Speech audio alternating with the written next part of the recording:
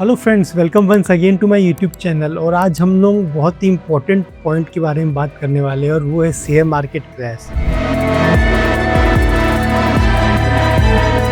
तो जैसा कि आप सबको पता है कि शेयर मार्केट क्रैश कर चुका है। लगभग इस महीने सिर्फ शेयर मार्केट 10% से नीचे गिरा है, जो कि 83,500 के आसपास चला था, वो भी 75,500 के आसपास आ गया है।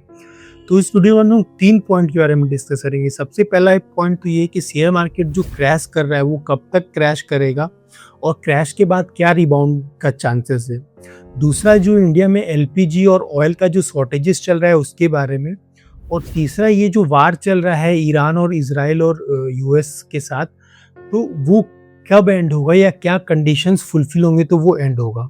तो चलिए सबसे पहले स्टार्ट करते हैं। तो देखिए, आप लोग सबको पता है कि शेयर मार्केट इस महीना लगभग जो कि 83,500 या 84,000 के आसपास चल रहा था, वो अभी 75,500 के आसपास चल रहा है। मतलब आप मान के चलिए कि लगभग 10% से मार्केट डाउन है। तो ऑलमोस्ट ही शेयर मार्केट क्रैश कर चुका है।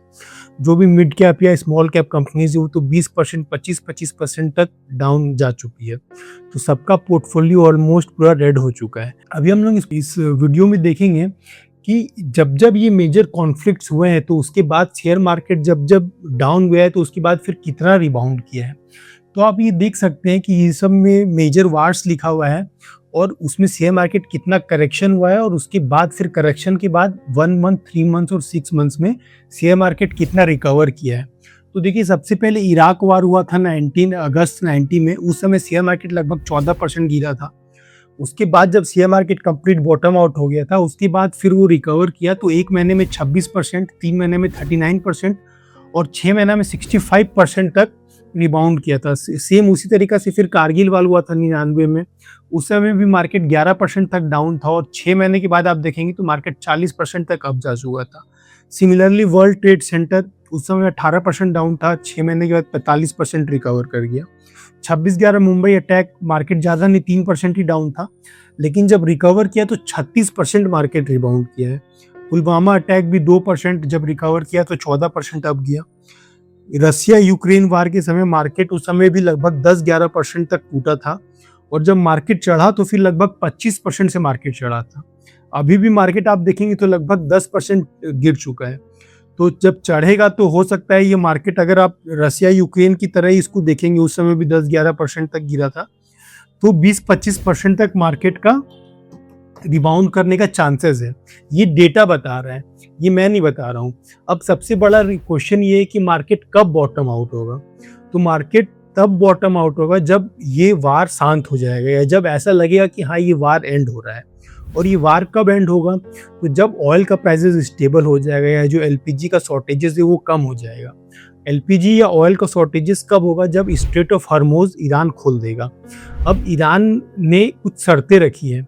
स्ट्रेट ऑफ हॉर्मुज तो देखिए, अभी ऑफिशियली ईरान ने बोला है कि इंडिया और चाइना के लिए वो ओपन है। मतलब इंडिया और चाइना के जो वेसल्स है वो स्ट्रेट ऑफ हॉर्मुज से जा सकते हैं, ईरान उससे कुछ नहीं करेगा। बाकी जो सिर्फ यूएस और इजराइल के वेसल्स है वो वहाँ से जाने के लिए अलाउड नहीं है। क्योंकि जब ऐसा कन्फ्लिक्ट होता है तो जो भी फॉरेन कंपनीज है, जो भी मल्टीनेशनल कंपनीज है, जो भी बड़ी बड़ी टैंकर्स जो शिप लेके आती है, तो उस पर एक इंश्योरेंस होता है। तो वो इंश्योरेंस जो है वो बहुत डेंजरस हो जाता है। वो जो कंपनीज है वो इंश्योरेंस नहीं देती है, क्योंकि अगर वो उस पर इंश्योरेंस देगी और बाय द वे अगर शिप पे अटैक हो गया तो आप समझ सकते हैं कि कितना ज़्यादा billion and billion of dollars का नुकसान होगा। तो उससे जो कंपनीज है उसको बहुत ज़्यादा नुकसान हो जाएगा। तो इसीलिए जब ऐसा सिचुएशन आता है तो कोई भी कंपनीज जो शिप से उस पर इंश्योरेंस देने के लिए रेडी नहीं होती है। तो जब भी इंश्योरेंस देने के लिए रेडी नहीं होती है तो फिर वहाँ से शिप्स पार नहीं होती है। तो एक तरीके से आप ये मान के चलिए कि स्ट्रेट ऑफ हॉर्मुज अभी क्लोज्ड ही है, क्योंकि होल्दो उन्होंने बोला है कि इंडिया और चाइना के वेसल्स को वो पार होने देंगे, लेकिन कोई भी इतना बड़ा रिस्क नहीं लेगा कि वहाँ से अपने वेसल को पार कराए। लेट से ईरान ने गलती से मिस्टेक समझ लिया कि ये इंडिया का वेसल नहीं है या यूएस का वेसल है और उस पर बम गिरा दिया और मान लीजिए वो टैंकर तबाह हो गया, बिलियन ऑफ डॉलर्स का नुकसान हो जाएगा। तो कौन इसका भरपाई करेगा? तो सबसे बड़ा ये है। और जो एलपीजी का शॉर्टेजेस इंडिया में हो रहा है वो भी इसी कारण हो रहा है, क्योंकि जो इंडिया जो है अपना 85% ऑफ द क्रूड जो है इंपोर्ट करता है। क्रूड जो वर्ल्ड का टोटल 20% क्रूड है वो स्ट्रेट ऑफ हॉर्मुज से पास होता है। तो इंडिया का काफ़ी सारा जो क्रूड आता है वो स्ट्रेट ऑफ हॉर्मुज से पास होता है। तो क्रूड वहाँ पे ब्लॉकेजेस हो गया, इसलिए क्रूड का तो प्राइसेस बढ़ गया है। क्रूड का प्राइसेस बढ़ जाएगा इंडिया में तो लेट से आपका डीजल या पेट्रोल का प्राइसेस बढ़ जाएगा।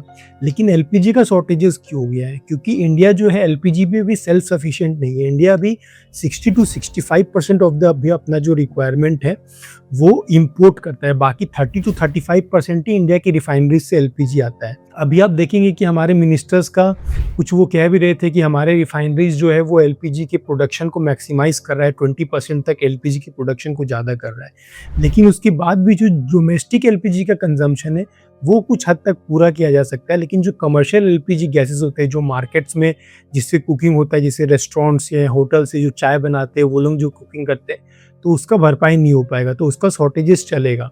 तो अभी मैं रिसेंटली कल परसों ही मैं चाय पीने गया था, तो वो 20 रुपये का एक कुल्हड़ में चाय देता था। तो मैं चाय पिया, मैं 20 रुपये उसे पेटीएम कर दिया, तो वो कह रहा है सर 25 रुपये हो गए। मैं बोला भाई 5 रुपये क्यों बढ़ गए हैं? मतलब ऐसा तो कुछ अभी चाय में कुछ ऐसा हुआ भी नहीं। तो कह रहा है सर गैस के प्राइस बढ़ गए। जो हमें गैस 1000-1200 में मिलता था 19 केजी का, वो अभी 3000-3500 तक में मिल रहा है। तो एलपीजी का सही में इंडिया में शॉर्टेजेस है और उस वजह से सही में आप इन्फ्लेशन आपको देखने को मिल रहा है। तो अब हम लोग आते हैं कि ये जो एलपीजी का शॉर्टेजेस है और ये जो क्रूड ऑयल का प्राइसेस जो बढ़ रहा है, क्रूड ऑयल अभी आप न्यूज़ में आपने पढ़ ही लिया होगा कि $100 से भी ऊपर चला जा चुका है। और अगर इसी तरीका से स्ट्रेट ऑफ हॉर्मुज क्लोज रहा या फिर वार नहीं रुका तो हो सकता है ये प्राइस शूट अप करके 120 या $150 भी चल जाए। तो वैसा सिचुएशन में इंडिया का क्या होगा? ऑब्वियस सा बात है कि जो पेट्रोल और डीजल का प्राइस है वो बढ़ेगा, 120, 130, 150 रुपये भी पेट्रोल हो जाएगा।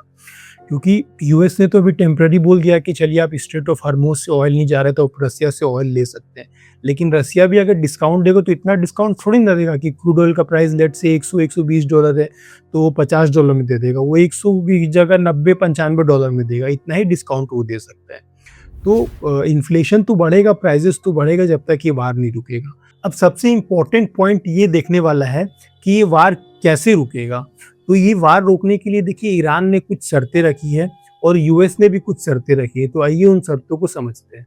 तो देखिए ईरान ने क्या शर्तें रखी है। ईरान ने सबसे पहले बोला है कि रिकॉग्निशन ऑफ ईरानियन राइट्स, यानी कि ईरान ने बोला है कि हम जो अपने डिफेंस के लिए न्यूक्लियर प्रोग्राम कर रहे हैं या हम अपने डिफेंस के लिए जो भी मिसाइल्स बना रहे हैं या जो भी हम अपने डिफेंस सिस्टम के लिए बना रहे हैं वो हमारा राइट है, तो उसे हमें रोका ना जाए। सबसे पहला ईरान का जो ये आस्क है।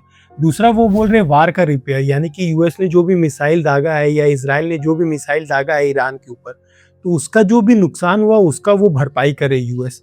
तीसरा बोल रहे हैं कि वो इसको एश्योरेंस दे ईरान को कि जब ये ईरान सरेंडर कर देगा या ईरान बोलेगा कि ठीक है अब हम वार को रोक रहे हैं, उसके बाद उन पर कोई भी फ्यूचर अटैक्स नहीं होगा। ऐसा ना हो कि वार रुक जाए, 2 महीने बाद इजराइल ने फिर ईरान पे बॉम्ब डाल दिया या यूएस ने फिर ईरान पे बॉम्ब डालने लगा।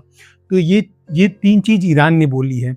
चौथा चीज़ ईरान ने एक चीज़ और बोला है। ईरान ने बोला है कि ये वार स्टार्ट क्यों हुआ था। सबसे पहले तो यूएस या इजराइल ने ईरान पे बॉम्ब डाला था, तो ये वार जो स्टार्ट हुआ था उसके लिए यूएस माफ़ी मांगे। ये 4 कंडीशंस ईरान ने रखा है।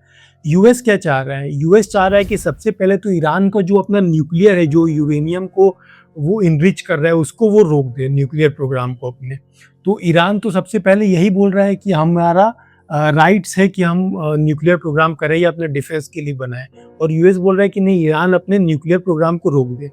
दूसरा जो यूएस चाह रहा है वो ईरान का मिलिट्री कैपेबिलिटी कम हो जाए, क्योंकि ईरान का जब मिलिट्री कैपेबिलिटी ज़्यादा रहता है तो वो इसी तरीक़ा से मिडिल ईस्ट पे बम डालता है, कभी दुबई पे बम डाल देता है, जैसे अभी आपने देखा, कभी कतार पे बम डाल दिया, जहाँ यूएस का इस्टेब्लिशमेंट से वहाँ पे वो बम डाल रहा है बोल के कि ये यूएस का इस्टेब्लिशमेंट है।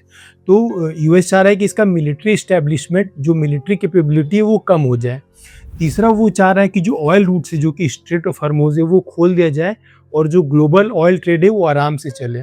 और चौथा जो यूएस बोल रहा है वो बोल रहा है कि ईरान का बहुत सारा ग्रुप्स है, जैसे हिजबुल्लाह है, हमास है गाजा में, हुतीज़ है येमेन में, तो ये सब ग्रुप्स को वो न्यूट्रलाइज करे। तो यूएस ये 4 चीज़ मान रहा है। लेकिन सबसे इम्पोर्टेंट इसमें क्या है कि न्यूक्लियर प्रोग्राम को ईरान बंद करे।